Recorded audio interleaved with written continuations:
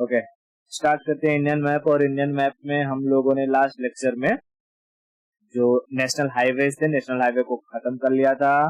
उसका हम लोगों ने पूरा जो कंसेप्ट होता है, चाहे वो बाईपास क्या होता है, 90 फीट रोड, 200 फीट रोड क्या होता है, ये समझ लिया था।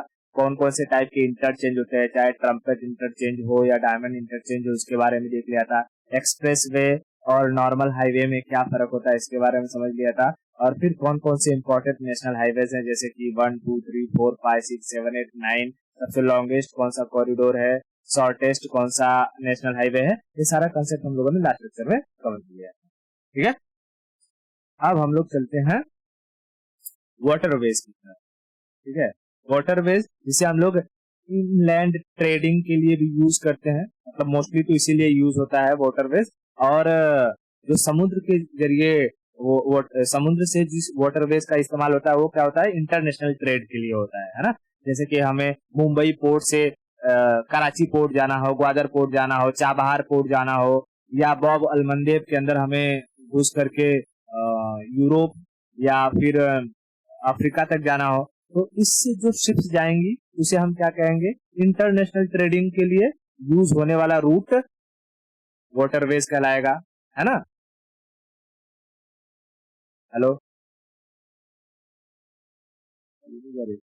ओके, तो ये कंसेप्ट समझ में आया कि मोस्टली हम लोग इनलैंड जो वाटरवेज होता है, जैसे हम भारत की बात करें तो भारत में जो नदियां हैं, अगर हम उन नदियों का इस्तेमाल ट्रांसपोर्टेशन के लिए कर सकें तो उसे हम क्या कहेंगे, इनलैंड वाटरवे ट्रेड या इनलैंड वाटरवे ट्रांसपोर्ट, है ना। हाँ, तो इसी के बारे में समझते हैं। देखो, जो बड़े बड़े यूरोपियन कंट्रीज हैं, ठीक है, यूरोपियन कंट्रीज में मोस्टली जो उनका ट्रेड होता है, क्योंकि यूरोपियन का अगर हम देखते हैं तो साइज छोटा छोटा होता है, छोटे छोटे में जितना हमारे देश की अगर बात करें एक स्टेट है ना, उतने स्टेट में कई यूरोपियन कंट्रीज आ जाते हैं।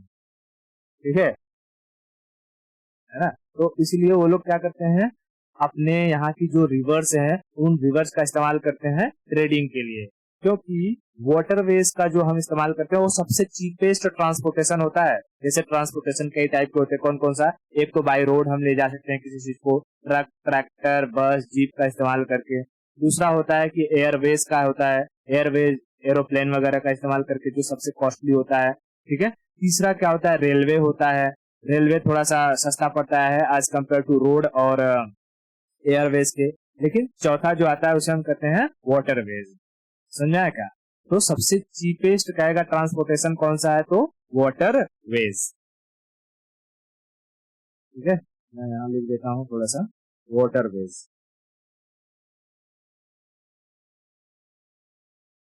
वाटरवेज। ये क्या होता है, सबसे चीपेस्ट होता है, चीपेस्ट। ठीक है, सबसे सस्ता होता है।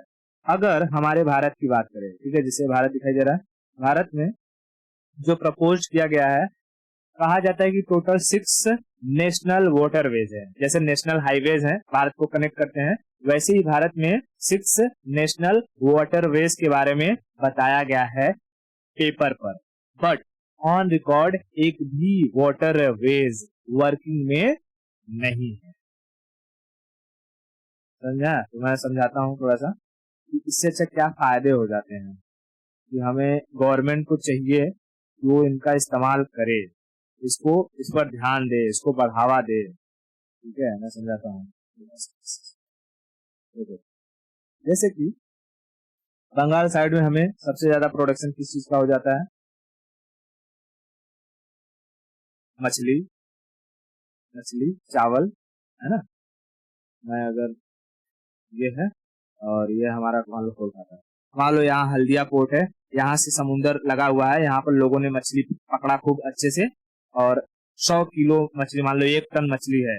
अब इस मछली को इनको ले जाना है कहाँ पे, यूपी में या बिहार में, है ना। तो ये जो गंगा यहाँ से आती है, गंगा गंगा आती है यहाँ से, और ये चली जाती है कहाँ पे, बांग्लादेश में। लेकिन यहाँ से है एक, इसकी एक ब्रांच आती है, कौन सी, हुगली, है ना, हुगली। तो हम क्या कर सकते हैं कि यहाँ से पूरा का पूरा ट्रक में जो भी मछली रहेगा कंटेनर में भरेंगे और उस कंटेनर को किस पे लाद देंगे, ये जो ऐसे शिप्स होती हैं, शिप जैसे कंटेनर है ना, इस पे लदे हुए हैं पूरे के पूरा, वैसे ही कंटेनर में भर के सारी मछलियों को क्या कर देंगे हम लोग, यहाँ शिप पर चढ़ा देंगे। और वो शिप क्या करेगी, धीरे धीरे ले करके बिहार चली जाएगी, बिहार में पोर्ट का सुविधा कर देंगे, वहां पर उतार लेंगे लोग। यूपी में चली जाएगी, यूपी में पोर्ट की सुविधा कर दें तो यूपी में उतार लेंगे लोग।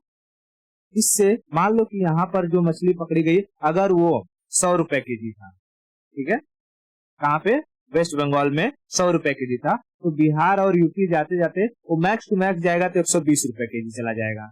मैं बता रहा हूँ, ठीक है, कितना जाएगा, 120 रुपए। लेकिन क्योंकि हमारे पास ये जो इनलैंड वाटरवे की जो सुविधा है ये इतना बेहतरीन है नहीं। यहाँ देखो जब नदियां आती है, मैंने बताया कि नदियां मैदानी भागों से गुजरती हैं, ठीक है, उत्तराखंड से जब नदियां निकलेंगी तो प्लेन एरिया से गुजरती हैं। यहाँ प्लेन एरिया से गुजरने की वजह से ये कटाव बहुत ज्यादा करते हैं, जिसकी वजह से इसमें सिल्ट का जमाव बहुत अधिक हो जाता है ना, सिल्ट, मिट्टी, गाद, वो सब जम जाता है, जिसकी वजह से अगर ये जो शिप्स हैं, शिप्स को हम चलाएंगे तो शिप्स नीचे क्या हो जाएंगी, फंस जाएंगी, चलेंगी नहीं। तो हमें क्या करना पड़ेगा, फ्रिक्वेंटली, जैसे हम लोग सड़कों पर झाड़ू मारते हैं ना, नगर पालिका वाले काम करते हैं कि नहीं, हर रोज सुबह आएंगे, अच्छे से झाड़ू मारेंगे, क्लीन करेंगे, कचरा वाला आता है, कचरा ले जाता है ना। तो वैसे ही हमें इसमें मतलब नदियों में क्या करवाना होगा, फ्रिक्वेंटली एक ऐसी डोजर एक बोट होती है, डोजर, अच्छा वो देखा है क्या कभी, गांव साइड में जो नहर होता है, नहर, उसको साफ करते हैं, गहरा करते हैं बुलडोजर का इस्तेमाल करके। बुलडोजर देखा है, बुलडोजर देखा है, जैसे इसमें घुसा देते हैं और फिर उसको क्या करते हैं, पूरा इसको साइड से ऐसे खो देते हैं, खनते हैं, सारी मिट्टी को उसके ऊपर चढ़ा देते हैं, ताकि जब नहर में पानी आए तो ये बैंकों का कटाव ना हो और पानी स्मूथली जहां जाना रहे वहां तक जा सके। अच्छा, अगर वो नहीं देखा होगा तो शहरों में तो देखा होगा ना कि बड़े बड़े जो नाले होते हैं उनको साफ करने के लिए बुलडोजर उतारे जाते हैं कि नहीं उतारे जाते हैं, है ना। वो क्या करते हैं, वो नहरों की जो बड़े बड़े नाले होते हैं उनकी सफाई करवाते हैं बुलडोजर के जरिए। तो वैसे ही एक बोट आती है जिसमें बुलडोजर टाइप ही लगा रहता है, उसको अंदर घुसा दो, वो सारा का सारा क्या करेगा, जो कचरा रहेगा, जो मिट्टी रहेगी, वो किनारे पर करते जाएगा। इससे हमारा क्या हो जाएगा, पूरा का पूरा जो नदी है, नदी का तल एक लेवल हो जाएगा, गहराई अपने लेवल पर आ जाएगी, ताकि जब उसमें हम कोई शिप उतारे तो शिप फंसे ना, वो स्मूथली क्रॉस कर सके, ठीक है। ये तो पहली सोल्यूशन हो सकती है कि ऐसा गवर्नमेंट को करना चाहिए, क्योंकि जब हमें यूपीएससी में अगर कोई प्रॉब्लम हमें है तो हमारे पास उसका सोल्यूशन भी होना चाहिए कि तुम क्या सजेस्ट कर सकते हो उसके लिए। तुम्हें प्रॉब्लम दिख रहा है, ठीक है, लेकिन तुम कभी भी यूपीएससी में जब आंसर राइटिंग लिखना तो उसमें ना क्रिटिसिज्म हमेशा मत लिखना।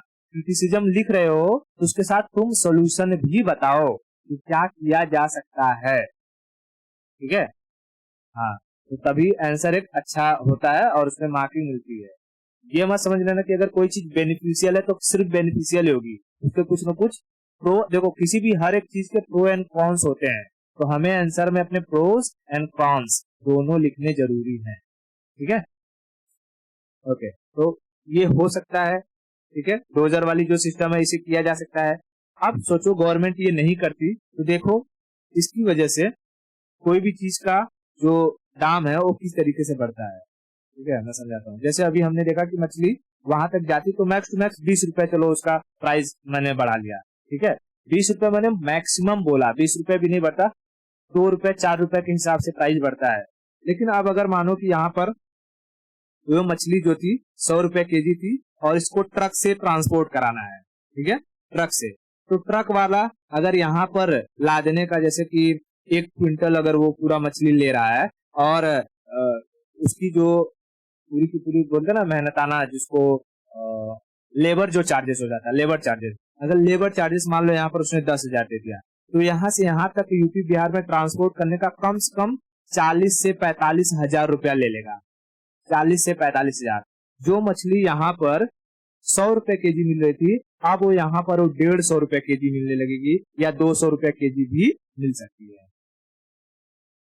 समझा। तो वाटरवे का इस्तेमाल करने से हमें फायदा क्या होता है, जो कंज्यूमर है उनके ऊपर ज्यादा बर्डन नहीं पड़ता है, प्रोडक्ट की खपत बहुत अच्छे से हो जाती है। और क्योंकि रोड रोड बाई रोड जाने से बहुत सारी समस्या होती है कि कभी ट्रक जाम में फंस सकता है, ठीक है। जाम में फंसने की वजह से जो मछली है, चलो मछलियों को तो हम लोग एक बार इसमें क्या कहते हैं अपना आइस वगैरह में रख करके बचा सकते हैं, लेकिन कोई ऐसा प्रोडक्ट है मान लो जैसे दूध हो गया या टमाटर हो गई, कोई सब्जियां हो गई, वो सारी चीजें क्या होने लगती है, सड़ने लगती हैं, प्रेशर लगता है, दबने लगती है।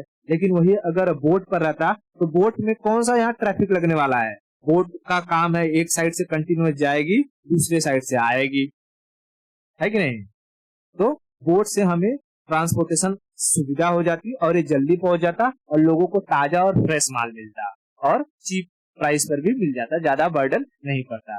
लेकिन यही बाई रोड हमें ज्यादा पैसे खर्च करने पड़ते हैं और ये गारंटी नहीं होती है कि ये माल हमारा कितना सस्टेन कर पाएगा, ठीक है। तो ये तो फायदे फायदे किसके हो गए, फायदे और नुकसान हमने देख लिया किसका, इनलैंड वाटरवेज का। तो अगर कभी मौका मिले कि भाई भारत में जो ट्रांसपोर्टेशन है उसको और व्यवस्थित कैसे किया जा सके, तो हम इनलैंड वाटरवेज पर ज्यादा ध्यान देंगे, समझा। क्योंकि सोचो ये एक शिप है, इस एक शिप में कई सारे ट्रकों का माल एक साथ आ जाता है। एक ट्रक में सोचो ये एक कंटेनर ना एक ट्रक के बराबर है, समझ आ रहा है क्या।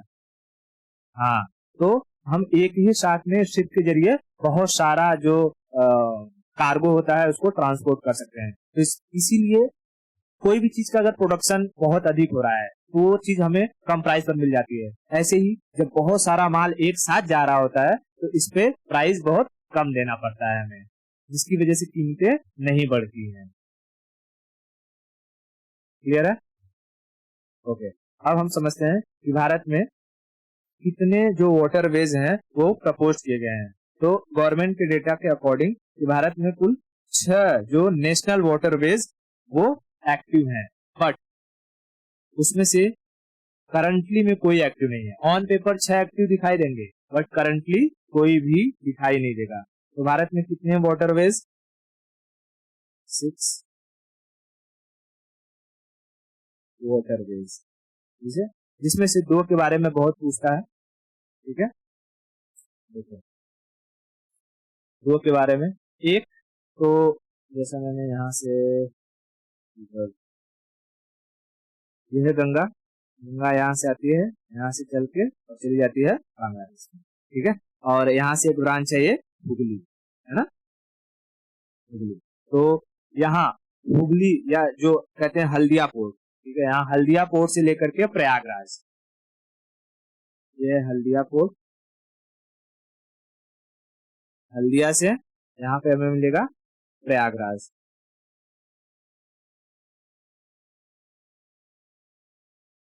प्रयागराज, ठीक है, हल्दिया से प्रयागराज। इसे कहते हैं नेशनल वाटरवे 1, NW1।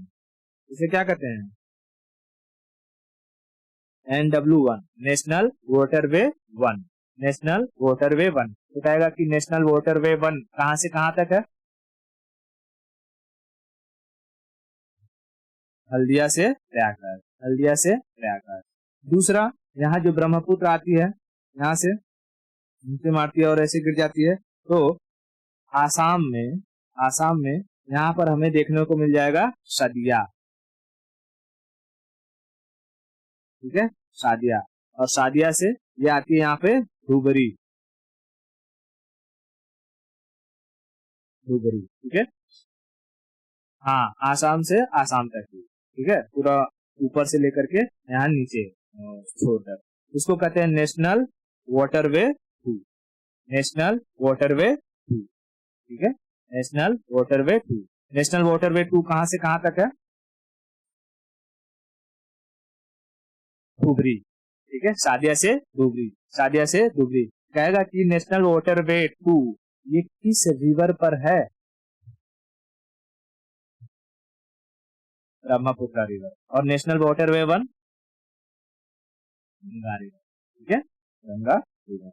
अब देखो जैसे कि एक चीज और होती है, कभी कभी एक शहर से मान लो जैसे यहाँ पर है, ठीक है, यहाँ गुजरात से किसी को सामान लेकर के पहुंचाना है और यहाँ जाना है, सूरत साइड में जाना है, ठीक है, सूरत साइड में जाना है।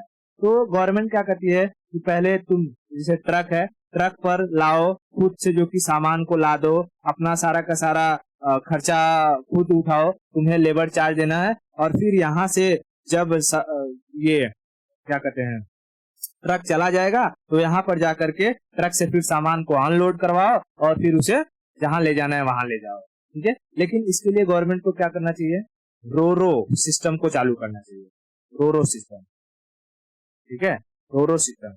जैसे कि मान लो कि ये जगह है यहाँ से और ये बीच में हमें समुद्र दिखाई दे रहा है। पहली बात, अगर हम यहाँ से ऐसे जाएंगे तो हमें डबल जो कि खर्चा उठाना पड़ेगा, टाइम वेस्ट होगा, ठीक है, और एक बार में हम कम अमाउंट में ही माल ले जा पाएंगे। लेकिन बीच का अगर ये डिस्टेंस हम सीधा कर दें, ठीक है, कि सीधा यहाँ से यहाँ, तो हमें कम टाइम में अधिक माल ले करके जाने को मिल सकता है। तो रोरो सिस्टम में क्या होता है, जैसे दो पॉइंट को हम लोग जोड़ देते हैं, ठीक है, जैसे मान लो यहाँ पॉइंट है, एक यहाँ पॉइंट है, और इसको मैं क्या कर दूं, यहाँ पर शिप चला दूं, यहाँ से यहाँ, ठीक है, शिप चला दूं। इसको कहते हैं रो रो। रो रो मतलब रोल ऑन, मैं पहले समझा देता हूँ फिर इसके बाद बताता हूँ। रोल ऑन और रोल ऑफ। रोल ऑफ, देखो मान लो यहाँ पर शिप आई पोर्ट पर, और यहाँ से जितने भी ट्रक रहेंगे 10, 20, 15 ट्रक डायरेक्टली किसमें घुसा दो, शिप पर, है ना, और शिप इस समुद्र को क्रॉस करके दूसरे पोर्ट पर लग जाएगी यहाँ पर, और यहाँ से ट्रक निकालो सीधा, और जहां डेस्टिनेशन पर जाना है, मध्य प्रदेश जाना है, चाहे उधर ऊपर राजस्थान जाना है, चाहे किधर नीचे मुंबई जाना है, वहां से ट्रक लेकर के सीधा चले जाओ और अपना अपना जो माल है जहां जिस डेस्टिनेशन पर छोड़ना है वहां पर छोड़ दो, ठीक है। इससे क्या हो जाएगी, पहले तो टाइम की बचत हो जाएगी, दूसरा तुम्हारा जो ट्रांसपोर्टेशन कॉस्ट था वो रिड्यूस हो जाएगा, है ना। तो अब इसमें हमें दो दो काम नहीं करना पड़ेगा कि पहले मैं यहाँ से अपना माल लाऊं, फिर उसके बाद किसी से लदवाऊं, फिर ऊपर ले जाऊं, फिर वहां से जो कि किसी के द्वारा उतरवाऊं, और फिर उसे पर्टिकुलर डेस्टिनेशन पर ले जाऊं। यहाँ सीधा का सीधा ट्रक ही किसमें घुसा दिया जा रहा है, शिप में, ठीक है। जैसे ही दिखाई दे रहा है, बड़ी बड़ी शिप्स होती हैं और इसमें पूरी की पूरी सीधी गाड़ी को ही एंट्री करा लिया जाता है, और जहां जाना रहता है उस साइड ले जा करके ये गाड़ियां आपस में निकल जाएंगी और फिर उन्हें जिस डेस्टिनेशन पर जाना है वो चली जाएंगी, ठीक है। इसको क्या कहते हैं हम लोग, रोरो सर्विस। रोरो सर्विस, ठीक है, रोरो सर्विस, क्लियर है। तो ऐसे ही एक रोरो सर्विस जो गुजरात में चालू किया गया है। गुजरात में एक पोर्ट है घोघा, घोघा, ठीक है, घोघा पोर्ट से लेकर के हजीरा तक, घोघा पोर्ट से लेकर के हजीरा तक, दहेज दहेज तक भी जाता था, दहेज तक, लेकिन दहेज वाला क्लोज हो गया है, ठीक है। हाँ, तो कहेगा कि गुजरात में रोरो सर्विस, अगर जैसे एग्जांपल देना रहेगा कि अच्छा रोरो सर्विस कहाँ पर है, तो गुजरात में, गुजरात के घोघा पोर्ट से लेकर के हजीरा पोर्ट तक, ठीक है, घोघा पोर्ट से लेकर के हजीरा पोर्ट तक जो सर्विस चालू है उसे क्या कहते हैं, रो रो।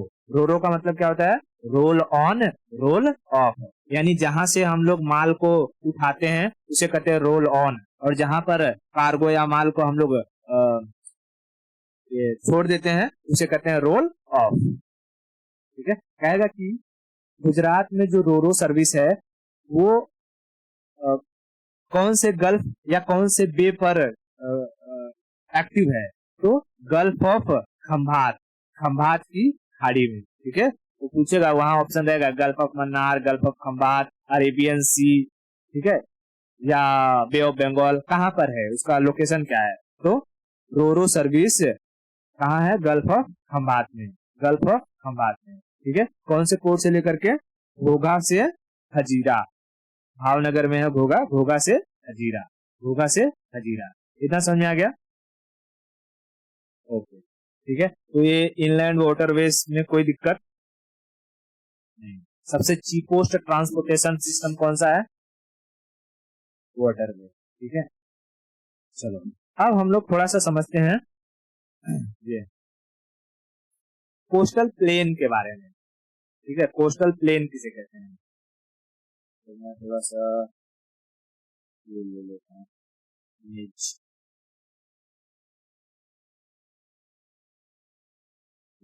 जैसे दिखाई दे रहा है,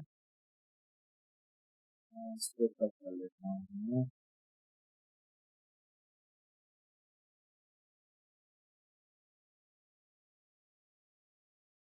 कोस्टल,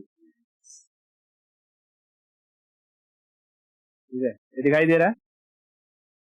तो इसके बारे में बात करेंगे, कोस्टल प्लेन।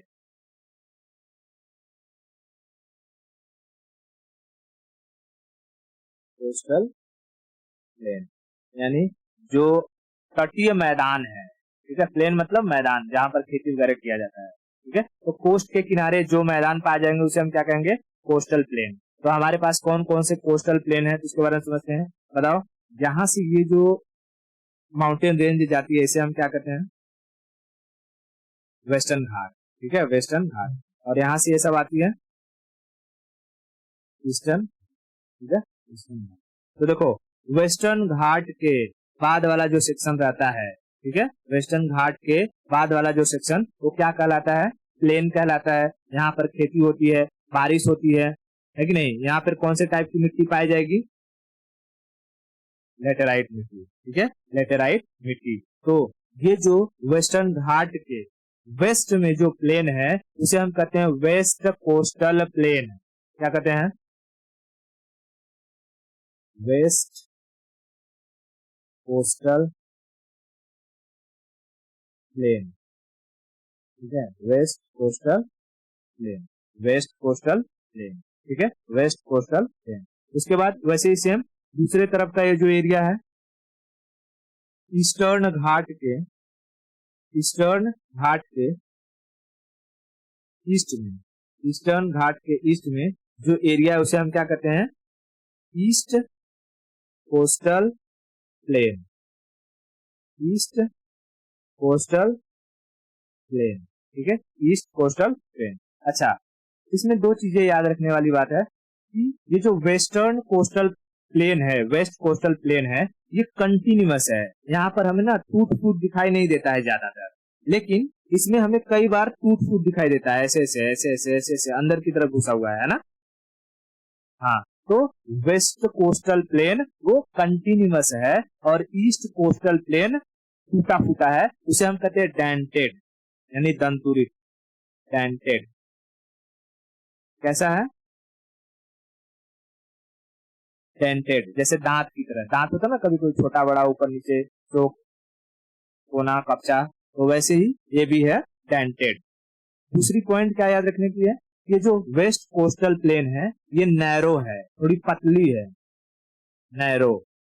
लेकिन ईस्ट कोस्टल प्लेन ये चौड़ी है as compare to west coastal plain, तो ये वाइड है, ठीक है, wider, wider than east coastal plain. समझ में आ गया।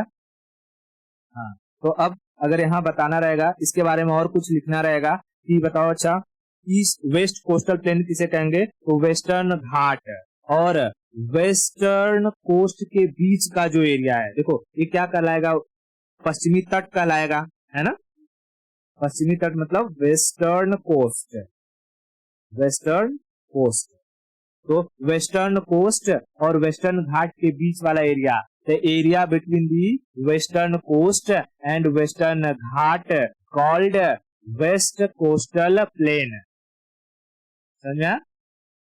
हाँ, और वैसे ही ईस्ट कोस्टल प्लेन किसे कहेंगे, तो area between the eastern Ghat and eastern coast called east coastal plain कहेगा कि। अच्छा, और लिखना रहेगा, क्या लिखेंगे, तो वेस्टर्न जो कोस्टल प्लेन है ये कैसा है, कंटिन्यूअस है, ईस्टर्न कोस्टल प्लेन डेंटेड है, वेस्टर्न कोस्टल प्लेन नैरो है और ईस्टर्न कोस्टल प्लेन वाइडर है, वाइड है। वेस्ट कोस्टल प्लेन है, यहाँ पे लेटेराइट मिट्टी पाई जाती है, ईस्ट कोस्टल प्लेन पर हमें एलुवियल मिट्टी पाई जाती है, एलुवियल सॉइल, है ना। हमें वेस्ट कोस्टल प्लेन जो है यहाँ पर अच्छी बारिश होती है, जिसकी वजह से हमें ये स्पाइसेस वगैरह हो गए और क्या कहते हैं, ड्राई फ्रूट्स वगैरह जिसमें कैशू हो गया, इन सब का प्रोडक्शन यहाँ पर अच्छा हो जाता है। जबकि ईस्ट कोस्टल प्लेन्स में हमें धान वगैरह की खेती देखने को ज्यादा मिल जाती है ना। उड़ीसा वगैरह में धान का कटोरा किसे कहते हैं? छत्तीसगढ़ को कहते हैं, है ना। तो यहाँ पर अगर डिफरेंस लिखना रहेगा तो लिख लेगी कि नहीं? कंसेप्ट समझ में आया कोस्टल प्लेन का? ठीक है, अगर कोस्टल प्लेन खत्म हो गया तो फिर अब हम चलते हैं, थोड़ा सा समझते हैं कि मैरीटाइम बॉर्डर किसे कहते हैं। ठीक है, मैरीटाइम बॉर्डर के बारे में समझ लेते हैं थोड़ा। ठीक है, इसके लिए मुझे थोड़ा चाहिए ये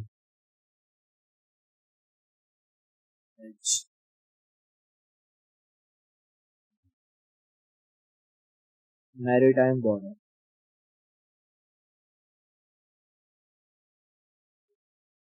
मैरीटाइम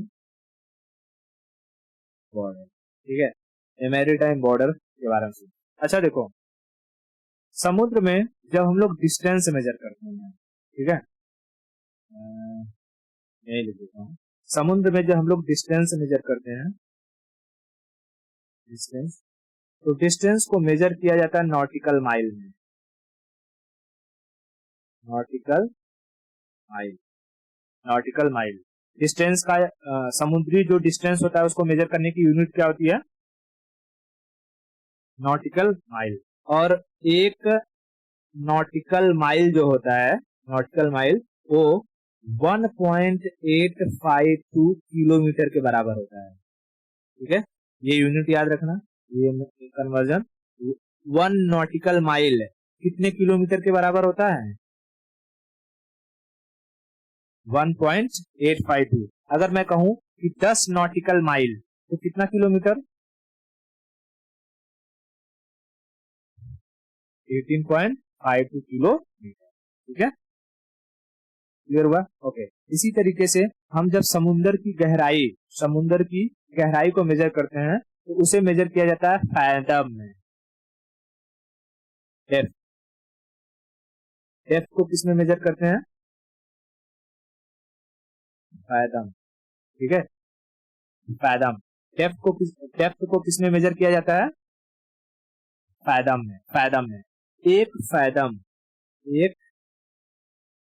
फैथम बराबर 6 फीट। समझा क्या? एक फैथम बराबर 6 फीट। ठीक है, ये दो चीजें हमेशा याद रखना मैरीटाइम बॉर्डर में। डिस्टेंस को किसमें मेजर करते हैं? Nautical mile. 4 बार बोलो फटाफट, nautical mile, nautical mile, nautical mile, nautical mile.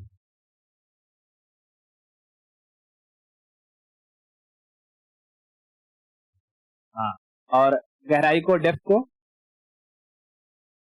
Fathom, fathom, fathom, fathom. हाँ, एक फैथम बराबर कितना फीट? और एक नॉटिकल माइल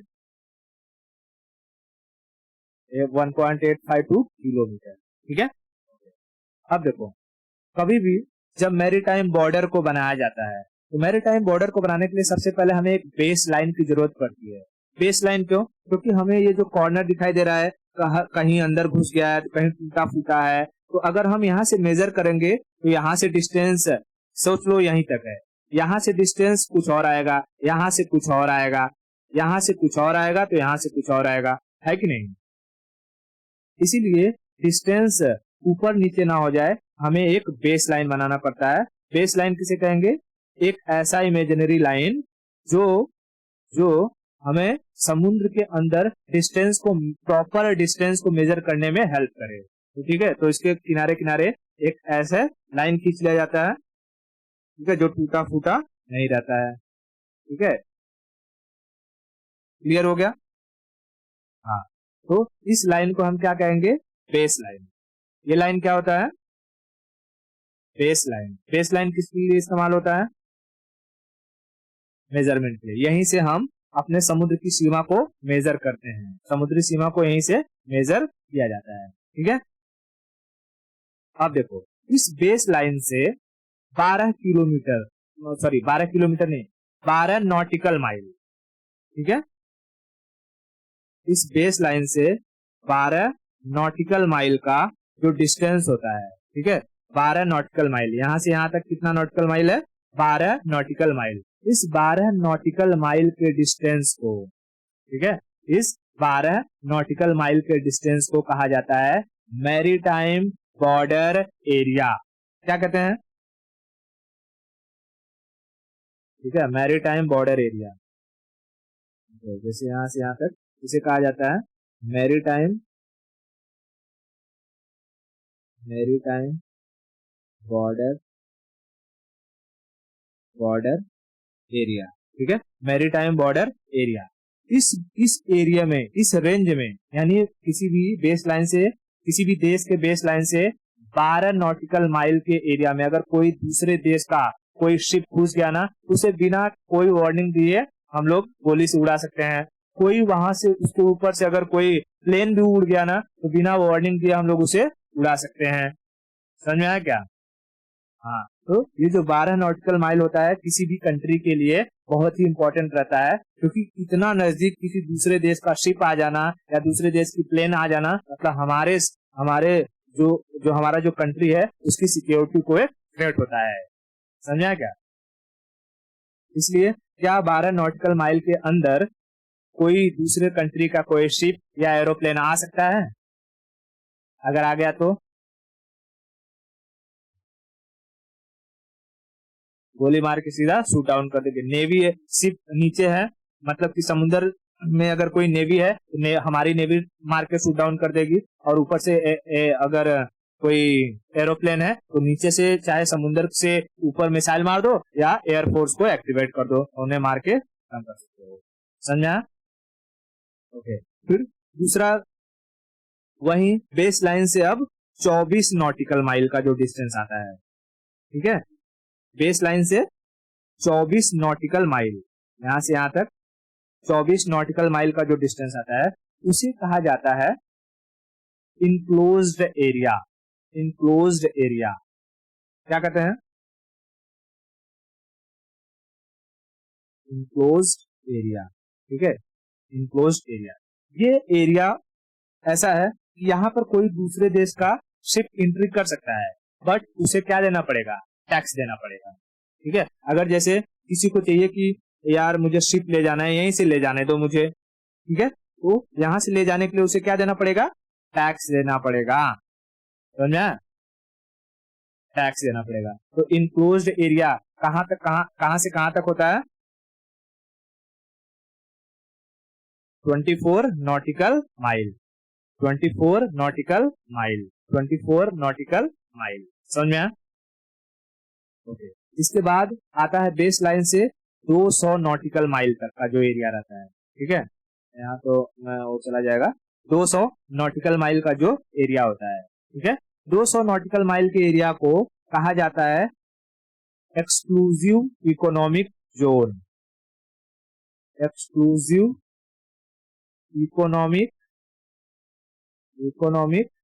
जोन, ठीक है, एक्सक्लूसिव। देखो लिखा है एक्सक्लूसिव। एक्सक्लूसिव मतलब केवल और केवल जो देश है उसी देश का यहाँ पर क्या रहेगा? पूरा का पूरा ये लॉ और नियम कानून चलेगा। वही देश इस एरिया तक अपना कोई रिसर्च कर सकता है, कोई भी माइनिंग कर सकता है, फिशिंग कर सकता है। समझा है क्या? हाँ, अगर कोई दूसरा देश आकर के मान लो चाइना यहाँ से आकर के मेरे एक्सक्लूसिव जोन में फिशिंग करने लगेगा, तब पकड़ लेंगे। ठीक है, पकड़ लेंगे, उसको कहेंगे तुम करो फिशिंग, फिशिंग करो। जैसे ही वो मछली मार लेगा और जब जाने लगेगा, पकड़ के हम सारा मछली रख लेंगे। ठीक है, और उसके ऊपर जो उसके ये रहेंगे कैप्टन विप्टन या जो भी रहेंगे उनको पकड़ के हम लोग उनके ऊपर केस भी ठोक सकते हैं, क्योंकि ये हमारे एक्सक्लूसिव जोन में आकर के क्या कर रहे थे, हम उसका जो मैरीटाइम बॉर्डर लाइन और मैरीटाइम जो लॉ होता है उसका वॉयलेशन कर रहे थे। क्योंकि इस 200 किलोमीटर तक भारत का क्या चलेगा? नियम कानून चलेगा। भारत जैसे ऑपरेट करना चाहेगा वैसे ऑपरेट कर सकता है। भारत किसी को आने देना चाहता है तो आने दे सकता है, किसी को नहीं आने देना चाहता तो नहीं आने दे सकता है। समझ में?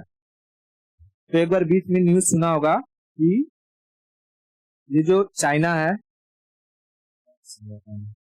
चाइना ने पाकिस्तान का जो एक्सक्लूसिव जोन था उसमें आकर के मछली मार लिया था पाकिस्तान वाला। पाकिस्तान जितनी मछली 3 महीने में मारता ना, चाइना वाला एक ही बार में मार के लेके चला गया। ठीक है, हाँ लेके चला भी गया, पाकिस्तान कुछ नहीं कर पाया। कुछ बोलेगा तो चाइना वाला थूरेगा भी उनको। ठीक है, तो ऐसी हालत हो जाती है, वो नतीजा होता है चाइना से लोन लेने का। लो उनको लूट लेगा। ठीक है, तो ये 3 चीजें समझ में आई। पहला, 12 नॉटिकल माइल को क्या कहलाता है? Maritime border area. यहाँ पर हमें किसी भी दूसरे देश की बिल्कुल एंट्री नहीं हो सकती है। दूसरा होता है इनक्लोज्ड एरिया, जिसमें हम कोई एंट्री कर सकता है, अगर उसे ट्रेड करने के लिए रास्ता चाहिए तो दे सकता है, लेकिन उसे टैक्स देना पड़ेगा। और चौथा होता है एक्सक्लूसिव, मतलब तीसरा होता है एक्सक्लूसिव इकोनॉमिक जोन। यहाँ पर कोई रिसर्च करना है, कोई भी माइनिंग करनी है, मछली मारना है, ट्रेड करना है, वो सारा का सारा कौन करेगा? जो भी देश रहेगा सिर्फ वो करेगा। वो किसी को अलाउ करना चाहता तो कर सकता है। ठीक है, अब इसके बाद जो 200 नॉटिकल माइल के बाद वाला जो एरिया आता है, ठीक है, 200 नॉटिकल माइल हो गया, 200 नॉटिकल माइल के बाद वाला जो एरिया आता है उसे कहते हैं हाई सी।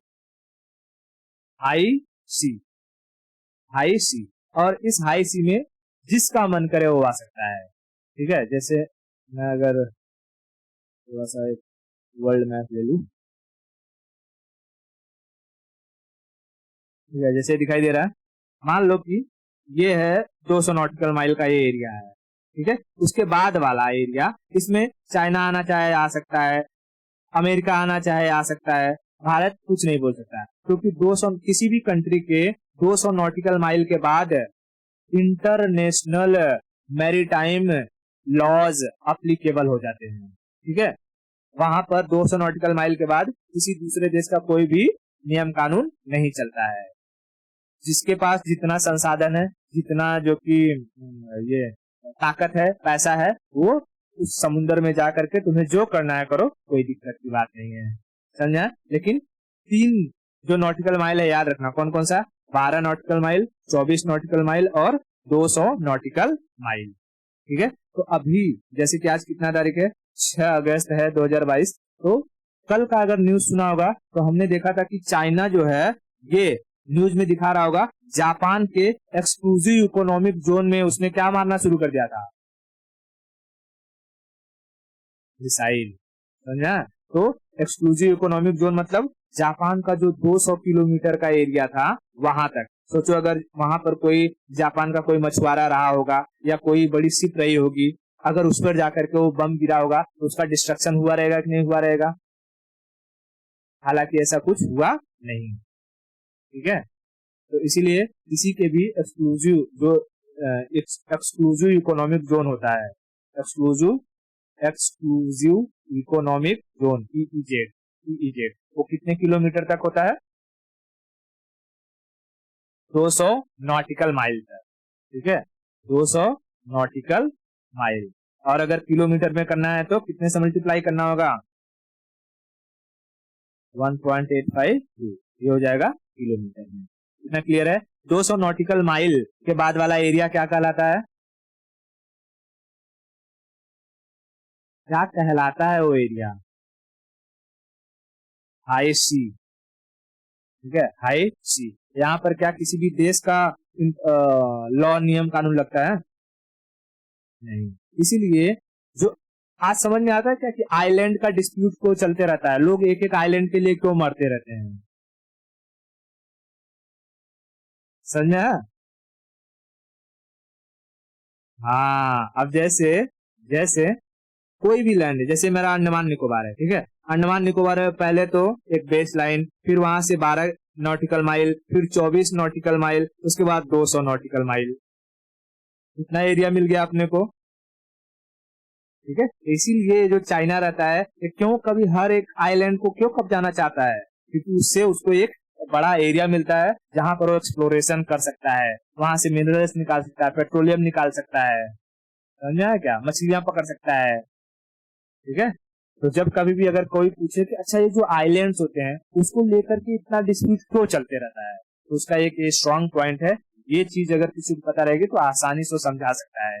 ये वजह है कि हमें क्या मिलता है, अधिक ट्रेड करने की, अधिक खोज करने की, अधिक रिसर्च करने की हमें एक एरिया मिल जाता है अच्छा खासा।